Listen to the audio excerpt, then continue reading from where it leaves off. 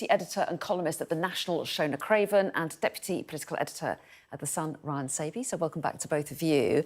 And just to reflect what the main story is on all the papers, as you would imagine, is yesterday's shutdown at Heathrow. We talked about this a bit in the last hour, but let's take a look at The Guardian's take on it this hour. And it's fairly typical of a lot of the front pages.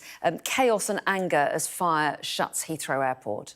Yes, and they're leading with the fact that Downing Street has said there are questions to answer, which is fairly evident, about how this fire occurred, but also why there was no satisfactory backup option, and that this one incident, which is not believed at this early stage to involve foul play, could have caused so much chaos. And then inside The Guardian, there is a lot of analysis, including talking about the blissful silence that the neighbours experienced. I'm not sure how blissful it was if they'd also lost power, but they had a break from hearing the planes. And then one of the issues that's being mentioned a lot, and Wim Toppin describes in his analysis piece, it is not a good look for an airport that demands a third runway to abruptly have no planes on its existing pair. And he also gets into quite a lot of the details about issues that pose a threat, ageing assets, and also the increasingly unpredictable extremes of weather linked to the climate crisis. So sort of saying, you know, things are only going to become more uncertain. So again, clearly these questions need to be answered and more put in place so that this massive airport is not so vulnerable. I mean, we've seen some of the planes taking off today, but don't forget, over the last few days, you've had planes that were due to be landing at Heathrow, landing in Paris, Munich, all over Europe. You've got crews all over Europe. You've got to get them all back into place before the chaos could end. So it's going to be a few days before it's back to normal. Absolutely. And some planes did take off late last night. A lot of those were about repositioning aircraft to get them in the right places. But you're right, the knock-on effects will be felt for days. We've just spoken to a passenger who's saying, I'm not sure how I'm going to get to my destination now because all the other flights are already booked up. So we're going to be hearing about this for days to come, aren't we? Take us inside the Daily Mail next, Ryan, because there's a story here about migration, something we haven't actually talked about for a few weeks now. It's been out of the headlines, but right. Obviously coming back. Yeah, the focus for Sir Keir Starmer has been on the international stage, whether it's talking about his visit to the White House or on Ukraine. But here we've got the boat migrant tally. So for this year alone, we've had 5,000 migrants who've reached Britain on those small boats, which is a lot faster. It's a record, but particularly up on last year, 24% up on last year.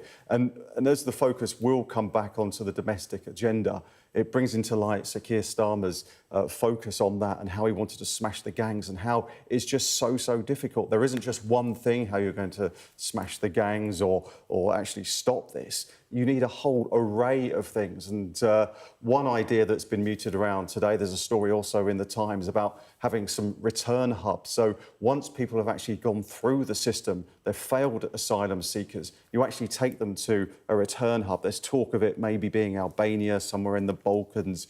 So you've got these ideas that Europe are also trying to deploy, and Britain, I think, is going to try and come on stream with that as well. Well, yes, and the Tories are going to leap on that and say that sounds a bit like our Rwanda plan. Are you just doing the same again? I mean, Labour will say that it's very different, though. Yeah, and there are really key differences because, as Ryan says, this is about people who have gone through the processing system and their claims have been rejected. Also, the countries that are being proposed, it's a very different prospect. I mean, the whole idea of the Rwandan scheme functioning as a deterrent was, let's be honest, based on the fact that Rwanda was a very undesirable place for people to go, because despite what the Tories said, it's not really regarded as a safe country. So this is a different thing, and it is more talking about cooperation with other countries in the EU, which obviously we still can do despite being out of the EU. So it is a different thing, but in terms of headlines, I can see that, you know, they do have to tread carefully with people not just saying you're rehashing something. Just very quickly, there's some countries you can't actually send people back to their ultimate destination, whether it's Afghanistan. So I think that's where the idea of a return hub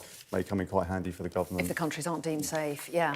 OK, let's move on to a story about Ukraine inside the Mail. Ryan, this is about Keir Starmer's coalition of the willing. He's been trying to pull together allies to come up with a plan for how you police any kind of peace that might be hammered out and negotiated. So what is he saying here? This report suggests that the actual peacekeeping mission may be watered down. A few weeks ago, there was talk of 3,000 peacekeepers who may be deployed to Ukraine. That figure now looks like that's going to be brought down to 10,000. I was actually with Sir Keir Starmer on Thursday when he went to Northwood military base. And although he did talk up this coalition of the willing, and he talked about how the coalition would come together to help with air, sea, land, to help Ukraine, he didn't use that phrase, boots on the ground. It seemed like that was actually, he was paring back a little bit from that. So you just wonder whether we maybe, send the Royal Navy to the Black Sea. We may patrol the air as well around there. But one key idea he also talked about was the regeneration of Ukraine and actually having the troops there, Ukrainian troops, with some British troops, French troops in there, but mainly leaving it to Ukraine. So I think there's been a shift of emphasis there. Well, yeah, interesting you say shift in emphasis, because I put this to the Energy Secretary, to Ed Miliband, yesterday, and was saying, is there a sort of rowing back, some kind of retreat away from this idea of boots on the ground? He said he thought that had been over-exaggerated and that Keir Starmer was still very committed to the plan. But interesting to see how it does pan out and what other commitments he's getting from those other European leaders. This is a story, again, Shona, that is just going to stay in the headlines for a long time, especially while we wait to hear whether Donald Trump makes any progress with Russia and Ukraine. Yes, and we still got the question of that backstop that was sought from Donald Trump in the very sort of offhand comments he made about, I'm sure you can look after yourselves, which muddied the waters further, because people obviously don't want the UK to be, getting involved in a situation that doesn't have that guarantee, well, not guarantee, but and there's also the question of spending, defence spending, in the context of the spring statement that's coming up. Yeah, so we'll be discussing this again in the weeks to come. We're out of time, but I'll see you again in the next hour. Thanks both very much indeed. Thank you.